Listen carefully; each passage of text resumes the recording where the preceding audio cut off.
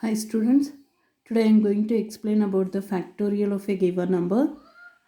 Here, what is meant by factorial is, it is defined as the product of all integers between n and I. Here we are going to find the product of all the integers given between the n and I. In mathematics, you have seen this symbol, and this symbol is used to denote the factorial function. And see here example, this is the 5 factorial, and the 5 factorial answer is 120. Here we can describe the factorial in two ways. One is iterative technique and another one is recursive technique. And see here below I have written the algorithms. First one is algorithm for factorial using iterative technique. Iterative technique means, what is meant by iteration is, iteration means repetition of the statement. Here we are using the for loop. For loop is going to repeat. The statement is going to execute repeatedly, is called as a iterative technique. And another one is algorithm for factorial using recursive technique. What is meant by recursion is, already we have discussed in the last session. Recursion means the function calling by itself. Here we are defining the function. The function is going to execute repeatedly, is called as the recursive technique. First, we will see the algorithm using iterative technique. See here, in the first step, we have defined factorial equal to 1, and we are using the for loop. If factorial equal to 1 means the factorial value is, first of all we have assigned the factorial to 1, and we are using the for loop. For I equal to 1 to n, do factorial equal to I into factorial. See the for loop here. In this example, I have taken the n value as 5, and the for loop is for I equal to 0, I less than or equal to n, and I plus plus. Here we have to check the condition. What is the condition is, I equal to 1. Here I have defined I equal to 1. We have to check the condition. 1 less than or equal to 5. 1 less than or equal to 5. The condition is true. If the condition is true, we have to find the factorial, that is fact equal to I into fact. What is the I value here? I value is 1. 1 into factorial value, already we have assigned fact equal to 1. 1 into 1, that equal to 1. And again I value get incremented. I will become 2. We have to check the condition. I less than or equal to n, that is 2 less than or equal to 5. 2 less than or equal to 5, the condition is true. If the condition is true, again fact equal to I into fact. Factorial value here we got as I. 2 into 1, that equal to 2. Now the factorial value is 2. Again I value get incremented. Here I will become 3. Here we have to check the condition. I less than or equal to n, that is 3 less than or equal to 5. The condition is true. If the condition is true, the factorial value is 2. Again fact equal to I into fact. What is I here is 3. 3 into factorial value is 2, that equal to 3 into 2 is 6. Now the factorial value is 6, and then again I value get incremented. I will become 4. Here we have to check the condition. 4 less than or equal to 5, the condition is true. If the condition is true, again we have to find the factorial. Fact equal to I into fact. Already here we got the factorial value as 6. I value is 4. 4 into 6 equal to 24. Now the factorial value is 24. Now again I value get incremented. I will become 5. 5 less than or equal to 5. The condition is true. If the condition is true, again we have to calculate the factorial value. Fact equal to I value is 5. 5 into factorial value is 24. 5 into 24, that equal to 120. Here it will returns the factorial value. Now the 5 factorial is 120. Then see the algorithm for factorial using recursive technique. Recursive technique means the function calling by itself is called as the recursion. Here we have defined, if we are checking the condition, if the given number is equal to 0, that means if n equal to 0, if we have given the n value as 0, then it will returns the factorial value as 1, fact equal to 1. Otherwise, if we have given the number, for example, here I have given the same example, that is 5. I have taken the n value as 5. If n equal to 5, then here n is not equal to 0, that means n equal to 5 that I have given, it will comes to the else part. What is the else part? Is factorial equal to n into factorial of n minus 1. See here this is not equal to 0. I have given the value as 5. That means n into 5 into fact of 5 minus 1. That will become 5 into factorial of 4. Again, this is the function, and again 4 is taken as the n value. Now n equal to 4.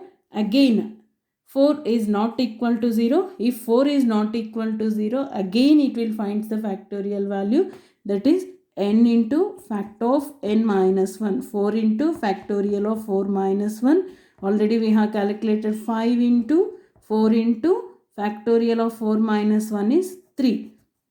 Now again this is the function. Now again this is the function. Here the n value is 3, that equal to n into factorial of n minus 1, 3 into factorial of 3 minus 1.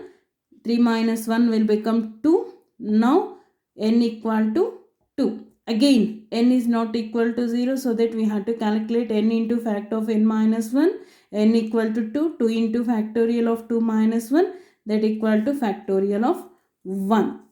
And again now n value is 1, 1 into factorial of 1 minus 1, 1 minus 1 is 0, that is now n equal to 0. If n equal to 0 means then factorial equal to 1. That means 5 into 4 into 3 into 2 into 1 equal to 120. This is the algorithm for recursive technique.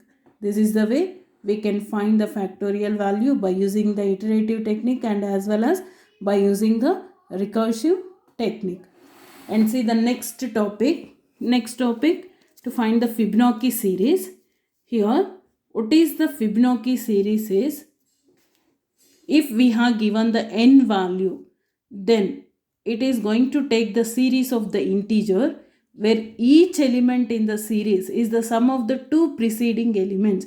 That means it is going to form a series, and from that series of integers it is going to add the sum of two preceding elements. That is, for example, if we take this is the series, this is the series of integers that we have given. If we want to find the if we want to find the Fibonacci series, the Fibonacci series is the sum of the two preceding elements, the sum of two preceding elements at the beginning. This is the 1 plus 0, the preceding element 0 plus 1 will become 1, and again we have to add the sum value plus preceding value, that means sum of two preceding, 1 plus 1, that will become 2, and again this is the sum value, and again we have to add two preceding value, 2 plus 1, that equal to 3, and again this is the sum value, 3 plus 2 equal to 5, and again this is the sum value, 5 plus 3 equal to 8, and again this is the sum value, 8 plus 5 equal to 13, and again this is the sum value, 13 plus 8 equal to 21, and again we got the sum, and we have to add the preceding value, the sum with the preceding value, that is 21 plus 13 equal to 34. Like this we will add the series of integers that we have given. At last we will find the Fibonacci series of the given number. For example, if we have given as 5, how many times it has to add? Means it has to increment for 5 times. That means it has to add the preceding values for 5 times. That means, for example, first it is assigned to 0, 0 plus 1 it will become 1, then 1 plus 1 it will become 2, and 2 plus 1 it will become 3. That means 5 times we have given, if we have given n equal to 5 means it will executes for 5 number of times. Then see here, in general we can represent the Fibonacci series like this. If the n value is 0, it has to return the 0. or else if the n value equal to 1, it has to return the value as 0 only. Or else if n equal to 2 means it will return the value as 1. Or else if the n value that we have given is greater than 2. For example, here I said 5. If 5 is greater than 2, the condition is true. Here n is not equal to 0, n is not equal to 1 and n is not equal to 2. We have given as 5. 5 is greater than 2, the condition is true. If the n value, that is the 5, is greater than 2, so that we have to use this. That is fib of n minus 1 plus fib of n minus 2. Now see the algorithm for Fibonacci series. Here already we have seen if the given n value is equal to 0 or else if the n value is equal to 1. That means if we have given n equal to 0 or else n equal to 1, then it has to return the Fibonacci series value as 0. Then the output is 0. Or else if we have given n equal to 2, that means if we have given the n value as 2 equal to 2, then Fibonacci value is 1. It has to return the Fibonacci value as 1. Else if n greater than 2, that is for example if we have given as 5 greater than 2, then Fibonacci equal to Fibonacci of n minus 1 plus Fibonacci of n minus 2. After calculating this, it has to return the Fibonacci value. And see the example that I have calculated here. If we have given n equal to 5, then what we have to do is we have to find the Fibonacci value, that is fib of n minus 1 plus fib of n minus 2, that is 5 minus 1 plus 5 minus 2. Then here 5 minus 1 will become 4 and 5 minus 2 will become 3. Again we have to find the Fibonacci of 4. Fibonacci of 4 is fib of 4 minus 1 plus fib of 4 minus 2. 4 minus 2 will become, here this is 4 minus 2, this is 4 minus 1, that is fib of 3 plus fib of 2. Already we know that if n equal to 2 means Fibonacci series value will become 1, so that this value will become 1. And here fib of 3 equal to fib of 3 minus 1 plus fib of 3 minus 1 plus fib of 3 minus 2. 3 minus 2 means it will become 1.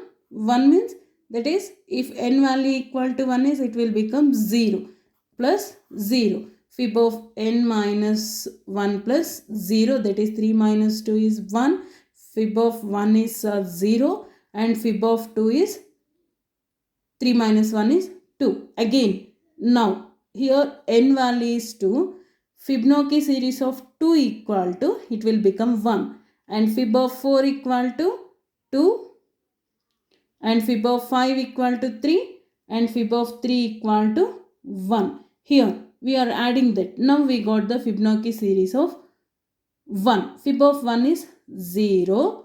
0 plus Fibonacci of 2 is 1. 0 plus 1 will become the Fibonacci of 3. Fibonacci of 3 is 0 plus 1.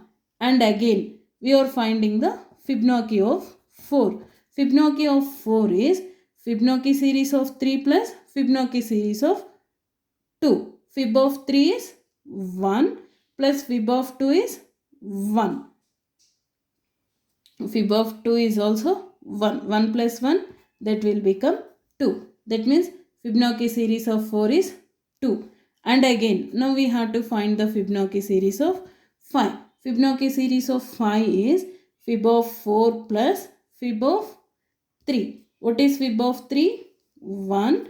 What is Fibonacci series of 4 is 2 plus 1, that equal to 3. Like this, we will get the answer as 0, 1, 1 and 2, 3. This is the Fibonacci series of the integer that we have given as 5. This is the Fibonacci series of the integer 5. This is the output for this Fibonacci series. Then see the next topic.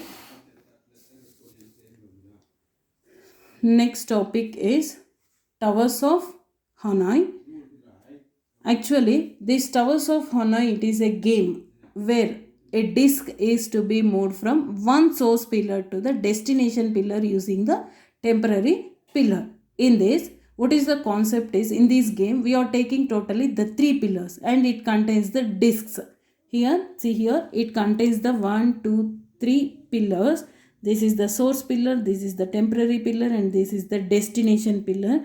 And here we are placing the discs. And here n is the number of the discs. Here we have to define the number of discs by using the n variable. Here we have to follow the two condition. If you want to check for each and every movement of this particular disc, if you want to move the disc from one pillar to the another pillar, here we have to check the each and every movement based on the conditions. What are the conditions is, first one, only one disc can be moved at one time from one pillar to another pillar. Here what is the game rule is, first if you want to move the disc from one pillar to the another pillar, only one disc can be moved at a time. We can't able to move more than one disc at a time. That is the first condition. And the second condition is, a larger disc cannot be placed on a smaller disc. Whenever we are moving the disc from one pillar to the another pillar, the large disc, that is the big disc, cannot be placed on a smaller disc. For example, see here, this is the smaller one and this is the bigger one. Whenever we are moving, we cannot place the small disc below the bigger disc. That is the second condition. And the third one, only the top disc on any pillar may be moved to any another pillar. That means whenever we are moving the disc, only the top disc must be moved first, and then only we have to move to the next disc which is located on top, must be moved to any another pillar first. For example, take here, here I have taken n equal to 1 and the number of discs is 1. Here n is assigned to 1. 1 means here the number of discs is 1 only. What is the solution for this is, here no need of temporary pillar. Why? Because it contains only one disc. We can move the disc from source to the destination directly without using the temporary pillar. This is if we have given the number of discs is 1. If we have defined only one disc. This is the another example. If n equal to 2, that means if the pillar contains the two discs, then we need the temporary pillar. We have to follow these conditions while moving the disc from one pillar to the another pillar. See here, step 1, we have to move top disc from source to temporary first. Why? Because only the larger one cannot be placed on a smaller one. That means here the smaller one is the first. We can't able to send this to the destination directly. Why? Because this is the smaller one. The smaller one should not be placed below the larger one. That means the second condition, the largest disc cannot be placed on a smaller disc. So that we are using the temporary pillar. First, we are moving the smaller one to the temporary pillar, and again we are moving the larger one to the destination. That means here we are sending this disc from source to the destination directly. And after that, here in this temporary pillar, it contains the smaller disc. After sending the larger pillar from source, larger disc from source to the destination, here we are moving the disc from the temporary pillar to the destination. Now the two discs has been reached to the source to the destination. And see here, these are the steps. First we have to send the disc from source to the temporary pillar, and from source to the destination, and again from temporary to the destination. This is for if we have defined n value as 2. And see the next one, if we have given as n equal to 3, that means if we have defined 3 number of discs, then first what we have to do is, we have to send. See these diagrams, you will understand. First, this here we have given 3. Number of discs is 3. 3 discs we have given. And first what we have to do is the smaller one, the smaller disk is moved from the source to the destination. And after that, the smaller one is moved to the source to the destination. And after that, again the second disk is moved from the source to the temporary pillar. Here we have moved the second disk to the source to the temporary. And again what we have to do is, again here this is the smaller one, based on the condition the largest disk cannot be placed on the smaller one, so that what we have to do is, again this is the smaller one, the smaller disk is again moved to the temporary pillar. Here destination to temporary, that is the destination pillar contains the smaller one is again moved to the temporary. And now the destination disk is the destination pillar is empty, so that we can move the disk from source to the destination directly. See here the larger disk is there in the source, we can move the largest disk from source to the destination directly, so that the disk is moved to the destination. And after that, again now the larger disk is moved to the destination.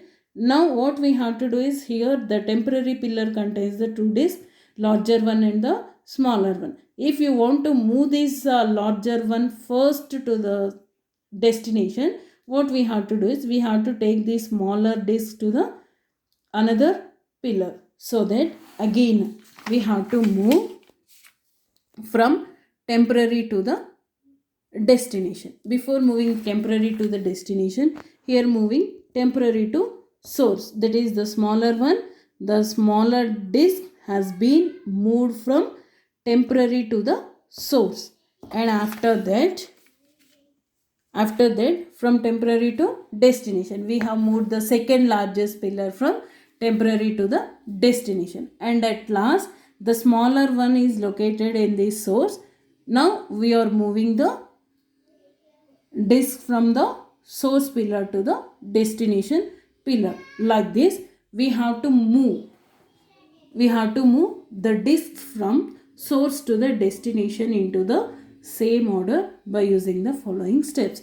And for example, if we have given the number of disks as 4, here I have given the path like this. You have to move the disk from one place to the other place.